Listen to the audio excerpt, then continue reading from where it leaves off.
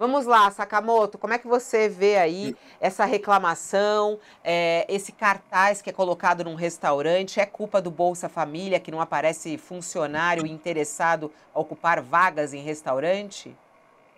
Fabíola, acho que tem duas partes para analisar. Primeiro, tem uma parte do preconceito que precisa ser sempre batido, né? A esmagadora maioria dos beneficiários do Bolsa Família trabalha, não quer ficar na miséria, mas precisa daquela mãozinha para viver, enquanto isso não é possível. Afinal, nem todo mundo, né, tiveram acesso a oportunidades de educação de qualidade, de herança, né? Que hoje em dia é isso aí que está fazendo diferença.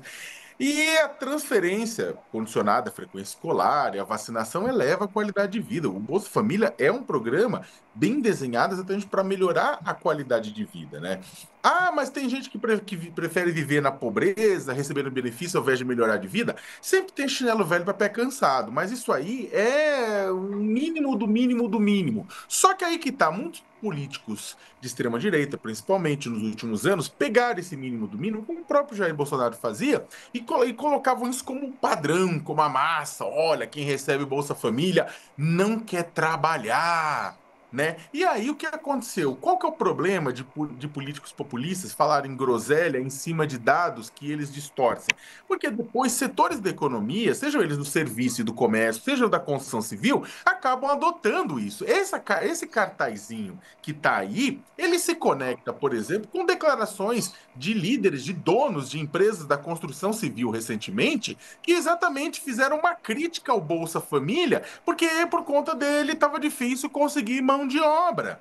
Ou seja, daquele mínimo para se garantir para a qualidade de vida das famílias, estava-se difícil de conseguir mão de obra. Ironicamente, um dos proprietários de construtora que fez uma reclamação disso em um evento do mercado financeiro foi flagrado com trabalho escravo 8 vezes, oficialmente pelo governo brasileiro, né? Então, a questão.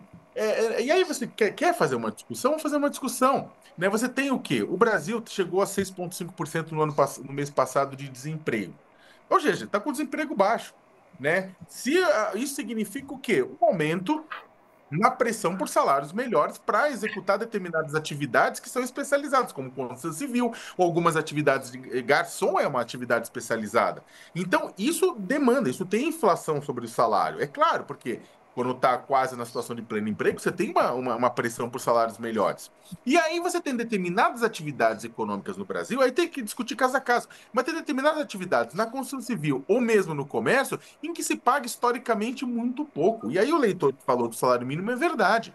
Né? Um salário mínimo melhorou bastante, está aumentando acima da inflação desde que o governo Lula retornou, porque o Bolsonaro tinha parado o aumento acima da inflação, porém é muito ainda distante do que os dados apontados pelo DIEESE ou apontados pelo caixa do supermercado da quantidade de recursos necessários para uma família de 4 pessoas sobreviver. Então é o seguinte, a pessoa está recebendo pouco, numa situação com mais oferta de emprego, vai procurar. Ou vai procurar um emprego CLT, ou vai procurar empreender por conta própria, ou vai procurar um trabalho precário que paga melhor. Então é isso, né? Então o que acontece? Você precisa melhorar a economia, você precisa melhorar o salário, você precisa melhorar os empregos, você precisa melhorar um monte de coisa, né? Ou seja, temos uma discussão econômica aqui. Mas não é a discussão que tem que ser feita em cima daquele mínimo que garante que um monte de pessoa, no final do mês, possa fechar a conta, possa comprar o arroz e feijão, que inclusive está pela hora da morte. E você, ô Josias, como é que você vê essas críticas que fazem, né, aos programas sociais? E volta e meia você ouve essa fala e é um bando de vagabundos que não quer trabalhar, só quer ficar mamando no governo, fica o pessoal do Bolsa Família. E isso acaba aparecendo num restaurante na Zona Sul de São Paulo. Isso é preconceito puro, né, Fabíola? Mas esse discurso ele é hoje muito em contradisso. Está em toda parte. Há produtores rurais fazendo esse discurso, não tem mais mão de obra, todo mundo só quer o Bolsa Família. No comércio, nas grandes cidades, é um discurso que se disseminou. E é um discurso que embute muito preconceito e que desmerece uma política social que se revelou extremamente útil. Como disse o Teco, às vezes você está recebendo esse dinheiro, quem está recebendo esse dinheiro é para não passar fome. E esse pressuposto de que o sujeito está mamando nas tetas do governo, que não quer nem trabalhar mais, é um pressuposto falso. O dinheiro que é pago pelo Bolsa Família, não permite a ninguém ostentar a ponto de se eximir de trabalhar. Isso é uma bobagem monumental. Evidentemente, então, em primeiro lugar, o Bolsa Família já foi, inclusive, copiado em outras partes do mundo, porque se revelou um bálsamo social do qual o Brasil não pode se abster. Agora, no orçamento que está sendo discutido nesse momento no Congresso Nacional, o Executivo fez um ajuste, propôs um corte de 7,7 bilhões de reais na verba do Bolsa Família. Então, a alegação é de que tem muita gente recebendo e não deveria receber. Isso precisa ser feito de tempos em tempos. Verificar a rigidez do programa, ver quem já obteve um salário, um contra-cheque, e não precisa mais permanecer no programa. Há uma regra, inclusive, no Bolsa Família, uma regra muito interessante, prevê o seguinte: você consegue uma colocação no mercado de trabalho, você não será desligado do programa automaticamente.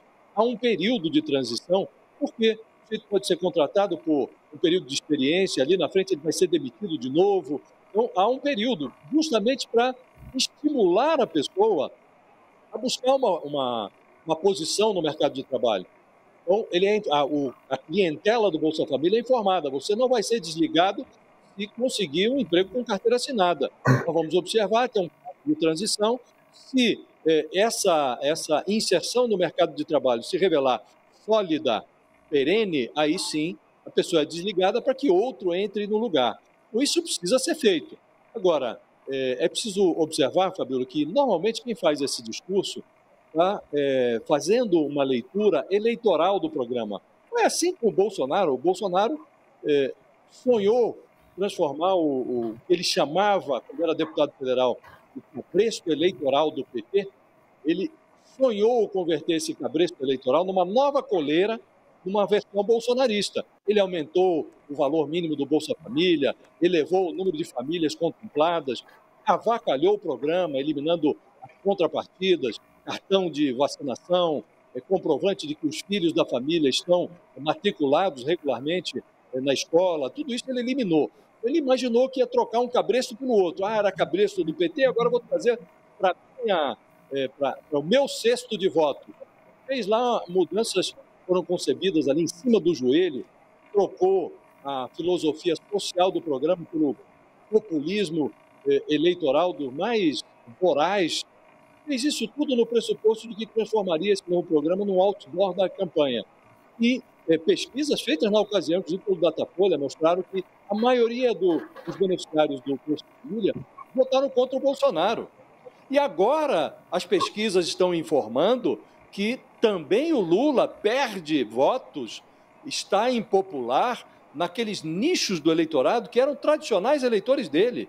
O eleitorado do Nordeste, o eleitorado mais pobre, portanto, potencialmente cliente do Bolsa Família, está torcendo o nariz para o Lula. Então, supor que o cliente do Bolsa Família, o beneficiário do Bolsa Família, é um imbecil que vai transformar benefício social em voto, é a crença mais estúpida que os políticos ostentam nos últimos anos, Fabíola. O Bolsonaro já experimentou isso, o Lula já está experimentando isso agora, e também tratar o Bolsa Família como um programa que precisa ser visto sob essa ótica preconceituosa, isto é um erro crasso, deve ser evitado, e tomara que esse restaurante pague alguma coisa, que algum custo seja imposto a uma casa que permite que seja fixado um cartaz desse tipo ali defronte da sua clientela. Isto é um preconceito tosco, Fabíola.